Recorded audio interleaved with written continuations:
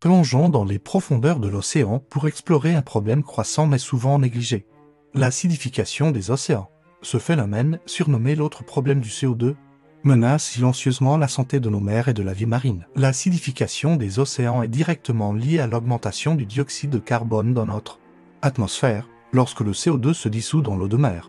Il déclenche une réaction chimique qui modifie l'équilibre acido-basique de l'océan.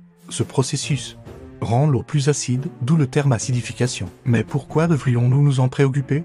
Les conséquences de l'acidification des océans sont vastes et potentiellement dévastatrices.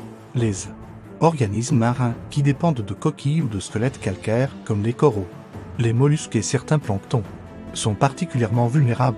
L'eau plus acide dissout littéralement leur structure protectrice, menaçant leur survie et perturbant l'ensemble de la chaîne alimentaire marine. Imaginez un monde où les récifs coralliens, ces forêts tropicales de la mer, disparaissent. Non seulement nous perdrions une beauté naturelle inestimable, mais aussi un habitat crucial pour d'innombrables espèces marines. Les pêcheries, dont dépendent des millions de personnes pour leur alimentation et leurs moyens de subsistance, seraient gravement affectées. L'acidification des océans n'est pas un problème du futur lointain, c'est une réalité qui se déroule sous nos yeux. Des scientifiques du monde entier observent déjà des changements alarmants dans les écosystèmes marins. Par exemple, dans certaines régions du Pacifique Nord, l'eau est devenue si acide que les coquilles des ptéropodes, de minuscules escargots marins, commencent à se dissoudre. Mais tout n'est pas perdu. Des actions peuvent être entreprises pour atténuer ce problème. La réduction des émissions de CO2 est, bien sûr, la solution la plus évidente et la plus efficace à long terme. Cela implique une transition vers des énergies plus propres et des pratiques industrielles plus durables. En parallèle, des efforts de recherche et de surveillance sont essentiels. Les scientifiques travaillent sans relâche pour mieux comprendre les mécanismes de l'acidification et ses impacts. Ces connaissances sont cruciales pour développer des stratégies d'adaptation et de protection des écosystèmes marins les plus vulnérables. La restauration et la protection des habitats côtiers, comme les mangroves et les herbiers marins, peuvent également jouer un rôle important. Ces écosystèmes agissent comme des puits de carbone bleu, absorbant et stockant de grandes quantités de CO2. L'éducation et la sensibilisation du public sont tout aussi cruciales. Plus les gens comprendront l'importance de ce problème, plus ils seront enclins à soutenir des politiques et des actions en faveur de la protection des océans. Des initiatives internationales, comme la décennie des Nations Unies pour les sciences océaniques au service du développement durable, visent à mobiliser la communauté scientifique et les décideurs politiques pour aborder ce défi de manière coordonnée. Il est important de souligner que l'acidification des océans n'est pas un problème isolé. Elle s'inscrit dans un contexte plus large de changements océaniques incluant le réchauffement des eaux, la désoxygénation et la pollution plastique.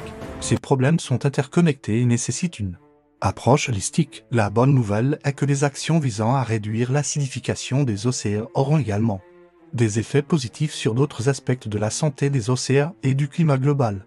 C'est ce qu'on appelle des solutions gagnant-gagnant. Chacun d'entre nous peut contribuer à la lutte contre l'acidification des océans.